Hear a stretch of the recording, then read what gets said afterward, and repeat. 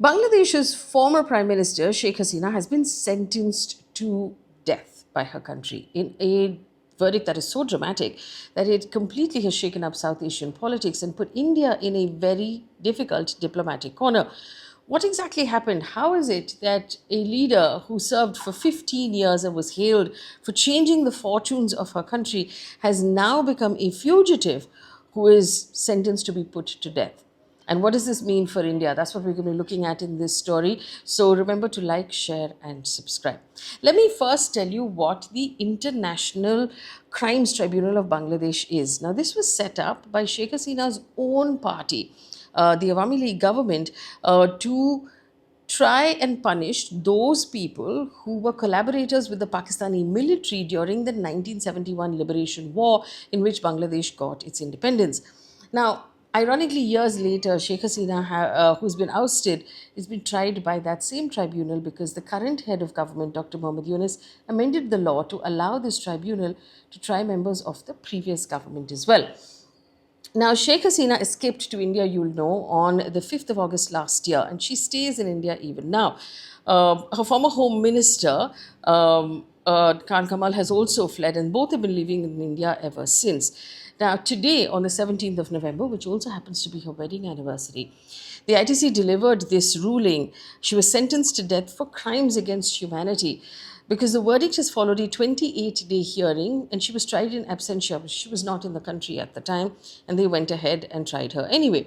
According to the tribunal, and this is what she's been accused of and found guilty of, Hasina ordered a sweeping violent crackdown on students protesting quotas and government jobs. The protests escalated into a nationwide anti-government movement.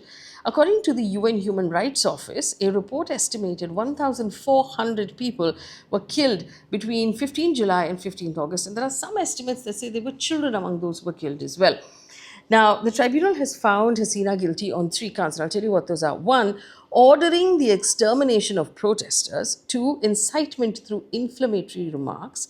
3, directing the use of deadly weapons, including firearms, helicopters, and drones against civilians who are unarmed.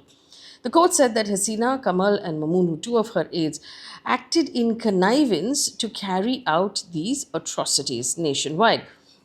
Now, in order to understand why this is so massive, we have to first understand who Sheikh Hasina was. Now, she was born in September 1947 in what was then called East Pakistan, now called Bangladesh. Her father, Sheikh Mujibur Rahman, also led Bangladesh to independence. So he is the nation's founding father. And Hasina studied at the University of Dhaka. She was involved with student politics. She married a nuclear scientist who was very quiet. He was academic, but he sort of stayed her anchor until his death in 2009. She has 2 children. Her political destiny, though, changed completely in 1975 when she was overseas and there was a military coup in the country, and her father, her mother, and 3 brothers were all assassinated during that military coup. She survived simply because she was not in the country. India, under Prime Minister Indira Gandhi at that time, granted her asylum and she returned to Bangladesh in 1981 and was elected Awami League leader in absentia. She served as Prime Minister and she fought the elections and served as Prime Minister between 96 and 2001 and then again from 2009 until 2024, one of the longest continuous female leaderships of a country in the world. Now, during this time, like I said, she was hailed for bringing many very important changes to her country. For example, Bangladesh became one of the fastest growing economies in Asia. And I remember as a journalist, especially with business news, we were constantly comparing Bangladesh's chart of growth to India's chart of growth. And it was, there was a line that was just going up this way. Poverty fell sharply. Massive infrastructure projects reshaped the entire country. Bangladesh emerged as a global garment manufacturing powerhouse.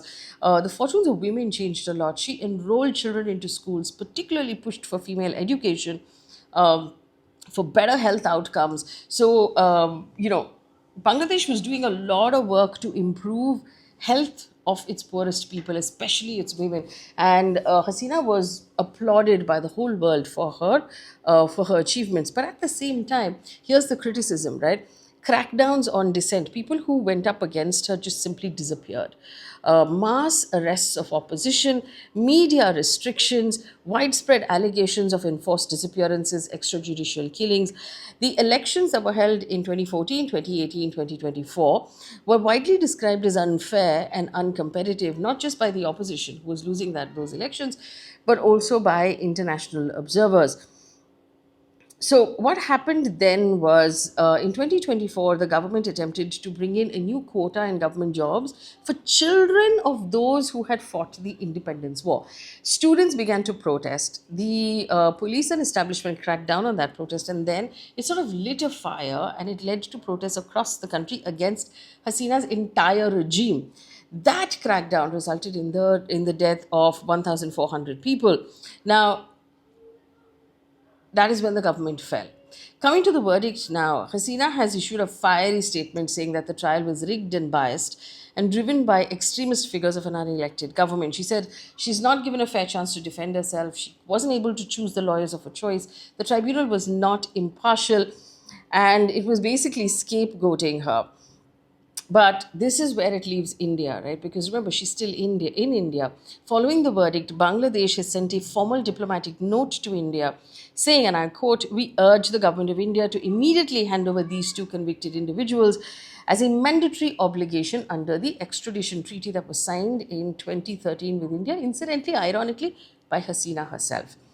Now, Bangladesh has said that sheltering Hasina would be seen as an unfriendly act by India, and legal advisors to the Yunus administration said that they will send another letter and one of them has actually said if India continues to shelter this mass murderer, India must understand it's an act of hostility against Bangladesh. That language has escalated quite dramatically. Now, what does the extradition treaty say?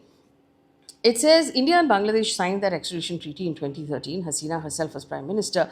It says that India must extradite anyone who is convicted and found guilty in Bangladesh, unless the offense is political, or the request is not made in good faith, or the accused may face persecution, or the judicial process does not meet fair standards. However, the treaty also mentions that murder and torture are not political offenses. So it's sort of like putting India in a bind as to how to interpret it in this situation. India has confirmed receiving that request of extradition. New Delhi has not confirmed a course of action. So our spokesperson of the External Affairs Ministry, Ranveer Jaiswal, has said, "We've received the note. At this time, we have no comment." So Indian officials will review at this point the judicial process and whether or not it was fair, the political nature of the charges, the safety of Sheikh Hasina if she returns. It's pretty obvious she's not going to be safe. The broader impact on India-Bangladesh relations, although experts who've been interviewed by various global media outlets are basically saying under no circumstances is India likely to extradite her. For Sheikh Hasina right now, her entire future depends on New Delhi. India has three options, right? Extradite her, which is the first option, by basically saying that, okay, the trial was impartial, it meets legal standards, but that seems really unlikely. Second option is to refuse the extradition, saying that it's politically motivated, there are human rights concerns, but that would actually put India and Bangladesh at loggerheads. Again, not an ideal situation.